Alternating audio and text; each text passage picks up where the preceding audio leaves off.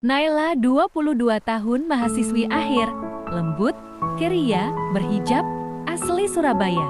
Raihan 24 tahun karyawan muda, ramah dan perhatian, tinggal di Jakarta.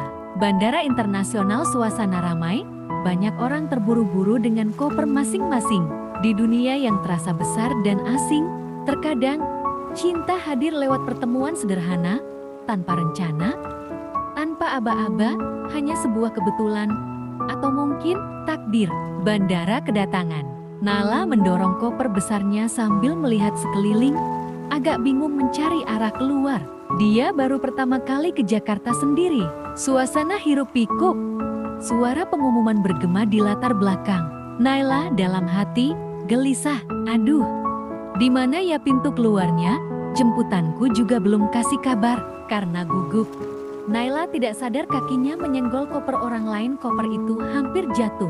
Raihan yang kebetulan lewat, refleks menangkap koper itu dan menahan Naila. Raihan ramah, sedikit panik. Hati-hati, Mbak. Bandara ini emang kayak labirin, ya? Naila tersipu, gugup. Makasih banget, Mas, aku baru pertama kali kesini sendiri. Mereka tertawa kecil. Naila berusaha menenangkan dirinya. Di area tunggu bandara, Naila duduk di bangku sambil memandangi Ekpi mencoba menghubungi jemputan. Raihan yang juga sedang menunggu temannya, melihat Naila beberapa bangku dari tempatnya duduk. Setelah beberapa kali saling curi pandang, Raihan memberanikan diri untuk membuka percakapan. Raihan tersenyum. Jemputannya telat juga. Naila terkekeh kecil. Iya, katanya macet. Aku jadi kayak orang hilang nih. Aku juga lagi nunggu teman. Jakarta emang gak pernah bebas macet, ujar Raihan. Mereka mulai ngobrol lebih santai. Tanya asal, jurusan kuliah, bahkan hobi. Ternyata mereka punya kesamaan. Suka baca novel dan sama-sama pernah ikut komunitas literasi online. Naila mata berbinar. Serius, aku kira cowok jarang ada yang suka baca novel. Raihan tertawa, khusus buat yang ceritanya ngena di hati. Kayak hidup kita sendiri. Naila tersenyum, mulai merasa nyaman. Senja mulai turun.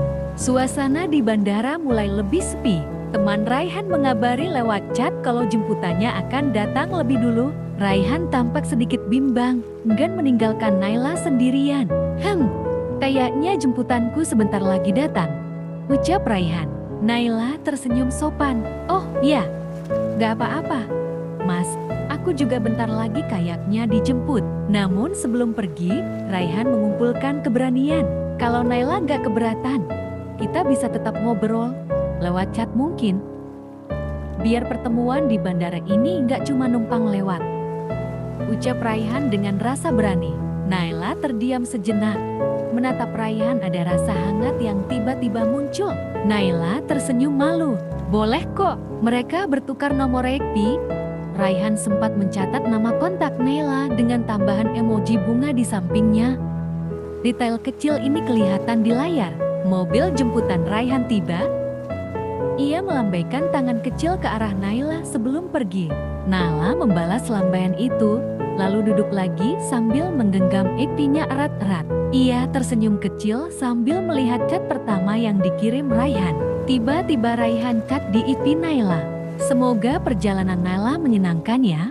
Sampai ketemu. Siapa tahu di tempat yang tak terduga lagi. Naila menatap layar Ekpinya lama. Entah kenapa, hatinya terasa aneh, senang, tapi juga rindu yang belum sempat tumbuh. Kadang, pertemuan sesingkat itu cukup untuk menanamkan sesuatu di hati kita. Sesuatu yang membuat kita menunggu, berharap, dan percaya bahwa ini baru permulaan. Suasana pagi di kamar Alia, kamera fokus ke ponsel yang bergetar pelan. Sebuah pesan dari Raka masuk. Raka, selamat pagi. Semoga harimu semanis senyummu waktu itu di bandara. Alia tersenyum, matanya berbinar, lalu membalas singkat sambil duduk di tepi tempat tidur. Alia membalas, selamat pagi juga. Kamu selalu mulai hariku dengan senyum sekarang. Alia berbisik dalam hati. Lucu ya? Orang yang baru ku kenal bisa bikin deg-degan tiap lihat notifikasinya masuk. Beberapa hari kemudian suasana kafe sederhana. Raka duduk di pojok kafe, menunggu. Alia datang dengan senyum malu-malu. Mereka saling menyapa, lalu duduk berhadapan. "Kamu beneran datang?" ucap Raka. "Kenapa? Kamu kira aku PHP?" ucap Alia sambil tersenyum menggoda. "Bukan. Aku cuma takut kamu berubah pikiran. Aku belum terlalu pinter bikin kesan pertama yang kuat," ucap Raka sambil tersenyum lembut. "Kamu gak perlu berusaha keras kok. Kamu udah bikin aku nyaman dari awal," ucap Alia malu-malu. Suasana makin akrab, mereka ngobrol hangat. Kamera menyorot detail kecil. Gelas kopi yang ditiup perlahan, tatapan mata yang sesekali saling mencuri pandang. Beberapa hari kemudian, video call malam hari. Alia di kamarnya, memakai hoodie, menyender di dinding sambil menatap layar ponsel. Raka tampak di layar, tertawa kecil. "Kamu ngantuk ya?" ujar Raka bertanya. "Ngantuk sih, tapi nggak pengen cepet tidur. Kapan lagi bisa ngobrol sampai begini?" ujar Alia. Raka tersenyum lembut. "Kalau kamu nyaman, aku bersyukur." Alia pelan berbisik. "Kamu mulai penting buat aku, Raka tak langsung menjawab, hanya menatap layar, tersenyum, lalu perlahan berkata, "Kalau gitu, boleh nggak aku jaga perasaan itu baik-baik?" ucap Raka. Alia di halte bus sore hari. Dia menatap langit mendung, memegang ponselnya. Pesan dari Raka masuk. "Kapan aku boleh ketemu kamu lagi?" ucap Raka. Alia berbisik dalam hati. Kadang, yang terasa paling dekat justru hadir dari jarak dan waktu yang tak terduga. "Raka, mulai jati alasan aku percaya bahwa cinta gak harus datang terburu-buru." Dikisahkan, setelah pertemuan singkat di bandara yang tak pernah disangka, Alia dan Raka mulai sering berkomunikasi lewat pesan. Perasaan yang awalnya hanya simpati, perlahan berubah menjadi rindu. Meskipun mereka berada di dua negara yang berbeda, Alia di Riyadh dan Raka di Bangkok, jarak tak menghalangi hati mereka saling mendekat. Suatu malam, Alia mengirimkan pesan, "Kalau suatu hari aku ke Bangkok, kamu bersedia temani aku keliling kota?" Raka menjawab cepat, "Kamu datang ke Bangkok, aku akan jemput langsung ke bandara." Alia tertawa kecil melihat balasan itu. Tapi siapa sangka, kalimat sederhana itu ternyata menjadi kenyataan. Beberapa minggu kemudian, Alia benar-benar datang ke Bangkok. Ia mengambil cuti dari pekerjaannya sebagai sekretaris pribadi di Riyadh dan nekat terbang ke Thailand, bukan untuk liburan, tapi untuk bertemu seseorang yang hanya ia kenal lewat ponsel. Raka terkejut dan gugup. Ia tidak menyangka gadis anggun Alia benar-benar datang. Ia menyiapkan segalanya, dari menyusun rencana perjalanan hingga merapikan tempat tinggal kecilnya. Saat mereka bertemu di bandara, untuk pertama kalinya sejak pertemuan tak sengaja itu, mereka berdiri berhadapan tanpa layar ponsel. Raka hanya bisa berkata pelan, "Kamu nyata." Dan Alia menjawab sambil tersenyum, "Aku juga masih gak percaya. Tapi hatiku percaya." Petualangan cinta mereka pun dimulai. Mereka mengunjungi Wat Arun, menyusuri pasar malam, dan makan petai di pinggir jalan. Alia tertawa lepas, merasa hidupnya lebih berwarna dari sebelumnya.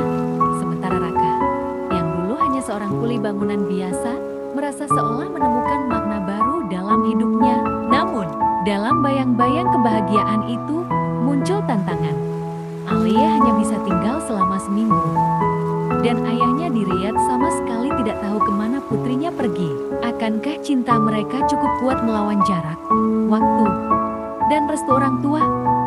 Musik lembut dan emosional mengalun pelan di latar. Kadang, waktu dan jarak hanyalah ujian kecil bagi cinta yang tulus dari hati yang paling dalam. Setelah sekian lama hanya bisa saling menatap layar ponsel, Alia dan Raka akhirnya sepakat untuk bertemu kembali. Tapi bukan pertemuan biasa ini akan jadi momen penentu. Apakah kisah mereka memang ditakdirkan untuk bersama, atau hanya sebatas pertemuan singkat di bandara dulu? Di hari yang telah mereka tentukan, Raka datang lebih dulu. Ia mengenakan kemeja rapi, berdiri gugup di depan sebuah cafe sederhana di kota tempat Alia tinggal sekarang. Di tangannya, ada kotak kecil yang telah lama ia simpan, menunggu waktu yang tepat. Sementara itu, Alia datang dengan langkah pelan. Matanya berkaca-kaca melihat sosok Raka dari kejauhan. Banyak yang ingin ia katakan, Banyak yang ingin ia tanyakan, tapi saat mata mereka bertemu, segalanya seolah tak perlu dijelaskan.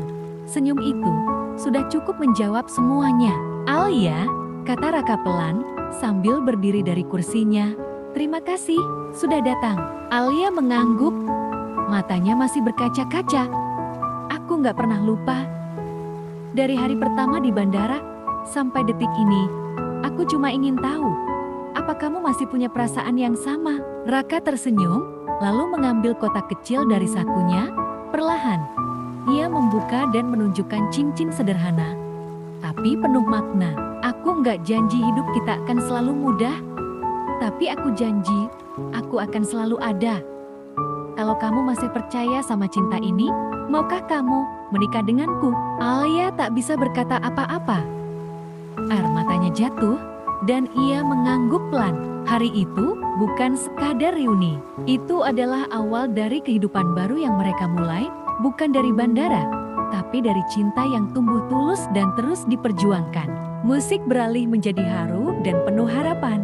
Gambar terakhir menampilkan mereka duduk berdampingan, tersenyum bahagia.